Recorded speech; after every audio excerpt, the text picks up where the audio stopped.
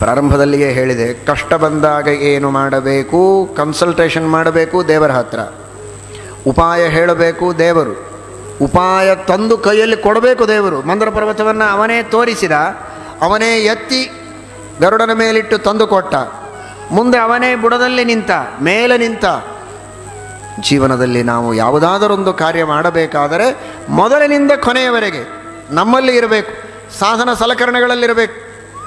ಅಲ್ಲಿ ಸಮುದ್ರ ಮಥನ ಕಾಲದಲ್ಲಿ ಮಂದರ ಪರ್ವತ, ಇಲ್ಲಿ ನಾವು ಯಾವ ಸಾಧನಗಳನ್ನು ಬಳಸ್ತೇವೋ ಅದು. ಇದು ಪಾಠ ಪ್ರವಚನ, ಇದೇ ಒಂದು ಸಮುದ್ರ ಮಥನ. ಇಲ್ಲಿ ಪುಸ್ತಕದೊಳಗೆ ದೇವರು, ಮೈಕಿನೊಳಗೆ ದೇವರು, ನಮ್ಮೊಳಗೆ ನಿಮ್ಮೊಳಗೆ ಎಲ್ಲದರೊಳಗಿದ್ದು ಭಗವಂತ ಈ ಮಥನವನ್ನು ಮಾಡಿಸಬೇಕು. ಒಂದು ದೇವರ ಪೂಜೆ ಅಂದರೆ ಹೂವಿನಲ್ಲಿ, ತುಳಸಿಯಲ್ಲಿ ಹೇಳ್ತಾರೆ. ಪೂಜಾ ಪೂಜೆಯಲ್ಲಿ ಮುಖ್ಯವಾದ ಅನುಸಂಧಾನ ಅಂದರೆ ಇದೆ. ಹೂವಿನಲ್ಲಿ, ತುಳಸಿಯಲ್ಲಿ, ನೀರಿನಲ್ಲಿ, ಅಗ್ನಿಯಲ್ಲಿ, ಅಲ್ಲಿರುವಂತಹ ಎಲ್ಲ ಪಾತ್ರೆಗಳಲ್ಲಿ, ಪ್ರತಿಮೆಯಲ್ಲಿ, ನನ್ನಲ್ಲಿ